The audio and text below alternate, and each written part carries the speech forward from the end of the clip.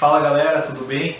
Tô aqui para gravar mais um vídeo do Me Diga Como. Inscreva aqui no canal, curta a nossa página também no Face e acompanhe lá todas as dicas e novidades. Hoje eu vou falar um pouquinho da minha experiência desde a escola até este momento, que é a aprovação no vestibular. Meu nome é Felipe Caldeirão Escarim, eu tenho 22 anos e sou de São Caetano do Sul, São Paulo. Bom, eu sempre estudei em escola particular e eu me destacava um pouco na sala, estava entre os melhores alunos.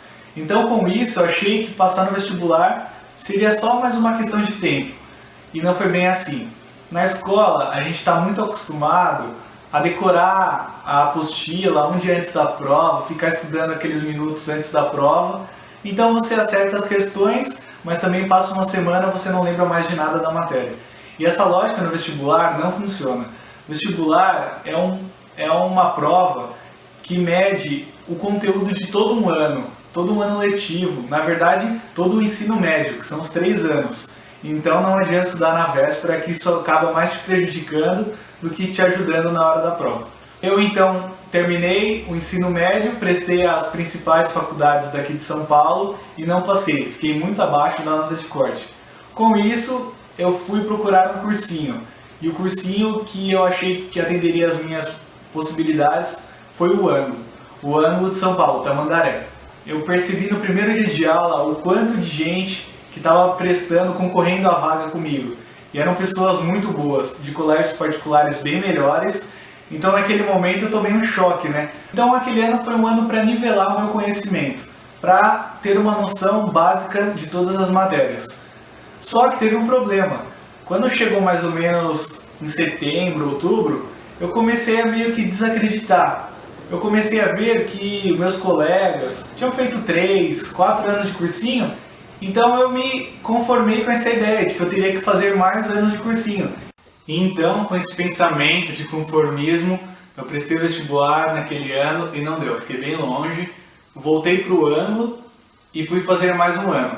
Nesse meu segundo ano, eu já estava com a ideia de que aquele ano seria possível. Então, aquele ano eu me apeguei muito aos estudos. O que eu fazia? Todo dia eu estudava as aulas que eu tinha de manhã. Então de tarde eu ficava estudando no cursinho e sempre reservava uns 20, 30 minutinhos no final do dia para fazer uma matéria extra. Então um exercício complementar, alguma leitura que algum professor recomendou, isso me ajudou bastante. Tudo que tinha faltado no ano anterior, naquele ano eu estava fazendo. Só que aí eu pequei pelo excesso. Quando chegou mais ou menos na época das revisões no cursinho, que é um mês antes, que antecipa aos vestibulares, naquele mês eu comecei a me aprofundar muito nos estudos e acabei prejudicando outras coisas, como a alimentação e o sono. Quando chegou os vestibulares, as provas das faculdades, eu vi que meu desempenho caiu bastante. E aí então que eu percebi que meu desempenho tinha caído porque eu fiquei neurótico, eu estava muito fissurado naquilo de estudar e não poder parar para nada, sabe? Então, mais um ano que eu não passei. No terceiro ano, pensei, não posso deixar de estudar e ser conformista, mas também não posso pecar pelo excesso, tenho que ter um equilíbrio. Eu comecei a separar um dia do final de semana para descansar, para lazer, para ir na igreja, para ficar com os amigos, com a namorada, e eu acho que isso me ajudou muito. E aí no domingo eu tinha então um planejamento de estudo um pouco diferente. Eu não deixava o domingo livre, mas eu não estudava o quanto eu estudava durante a semana. Então no domingo eu fazia algo diferente, como fazer uma redação, ler jornal, me atualizar com as notícias, ver algum documentário, algum conteúdo extra, e isso ajudou bastante também. Naquele terceiro ano tinha tudo para acontecer. Eu estava indo muito bem nos simulados, estava confiante, e então fiz os vestibulares e aconteceu algo que eu não espero que aconteça com ninguém de vocês. Não sei se vocês conhecem, mas tem a Faculdade de Medicina de São José do Rio Preto, uma universidade estadual daqui de São Paulo, e eu fiquei na lista de espera. Estava naquela angústia que poderia chegar a minha vez. Sempre acompanhando pelo celular a lista que estava rodando, chegou num ponto que só estava rodando uma vaga. Umas 3 pessoas desistiram da vaga e faltando uma pessoa para eu ser chamado, a menina que estava na minha frente foi. Consegui acreditar que por uma pessoa eu não estava na faculdade. teria que começar tudo de novo, mais um ano de cursinho. Meus pais tiveram um papel muito importante nesse momento, que foi quando eles me mostraram que se eu já estava na batalha há 3 anos, mais um ano não faria diferença e com certeza isso que estava tão perto aconteceria. Falaram que não era para eu desistir, que eles me apoiariam nesse outro ano de estudo e que eu confiasse em Deus porque algo melhor estava por vir. No 4º ano, não voltei para o ângulo. Eu gostava bastante do ângulo, da didática, os professores, mas no ângulo eu estava saturado. Eu precisava mudar a rotina, mudar a didática de aula, então mudar o material, então eu acabei indo para o etapa Ana Rosa. No etapa, então, como eu já tinha uma base sólida, comecei a focar nos detalhes, fazer muitos exercícios à parte, pegar simulados na internet, e uma coisa que me ajudou demais foi fazer as provas antigas. Por exemplo, se eu tinha Enem no final de semana, uma semana antes eu ficava só fazendo prova antiga do Enem. Você vai percebendo matérias que sempre caem e que são persistentes, matérias que você precisa saber. Você fica mais apto para prestar aquele tipo de prova. E fazendo simulados, fazendo as provas antigas, você também treina a tempo e aprofundava nas matérias. E o que me ajudou bastante também foi focar em matérias que eu não tinha tanta afinidade. Então chegaram os meses, novembro, dezembro, janeiro, meses intensos de prova todo domingo, todo final de semana, muito estudo, muita folha, muito xerox, mas aquilo foi muito bom para mim. Naquele momento de ansiedade, de tensão, eu fui descobrindo que eu tinha a capacidade de ser aprovado. Então chegou o primeiro dia de resultado. Lembro como se fosse hoje, dia 8 de janeiro.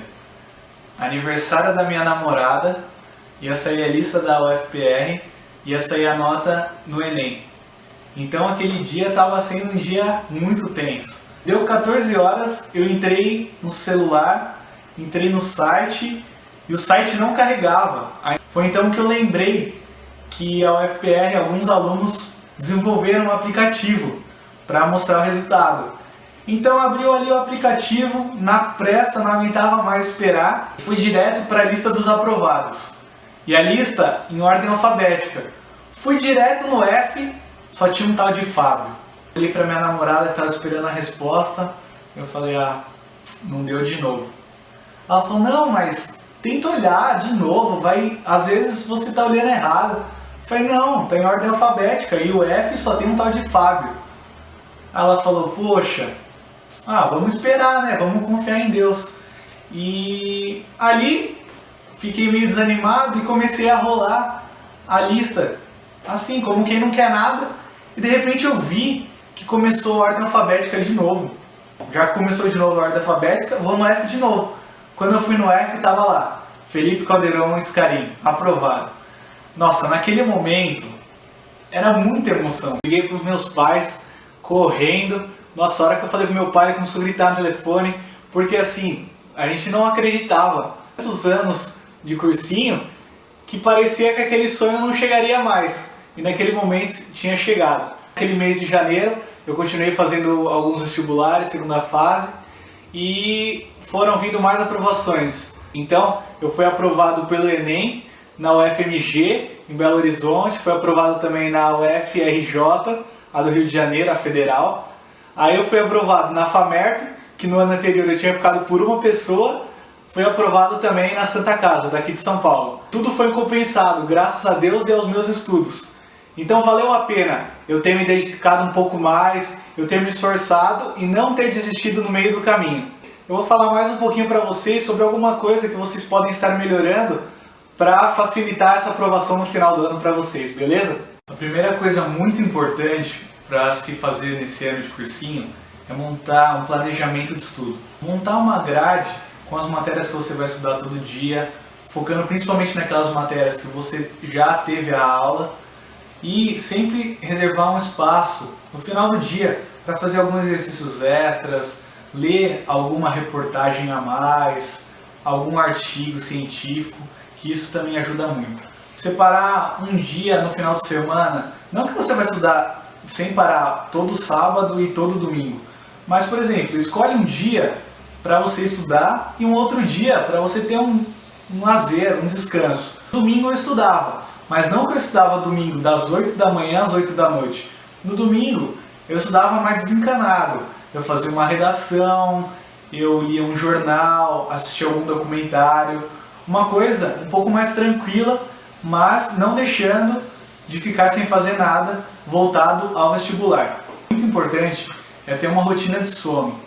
Muita gente acha que é besteira, que consegue dormir 3 horas só por noite, mas no meu caso, 8 horas era o essencial e as 8 horas sempre regradas, porque o sono ele ajuda na memorização. Então não adianta nada você ficar estudando igual um louco durante o dia, resolvendo um monte de exercício, decorando um monte de coisa, se você não tem um sono tranquilo. Outra coisa que me ajudou bastante foram os plantões de dúvida. Procure ajuda. Sempre que você trava num exercício, não consegue resolver, olha a resolução na internet, não consegue saber de onde está vindo aquele X, onde que o cara jogou o Y, procure alguém que saiba um pouco melhor da matéria. Com relação à redação, o que me ajudou muito foi o conteúdo de história e também mitologia grega, alguns contos populares. Muitas vezes você consegue linkar o tema que a redação está propondo com alguns argumentos históricos.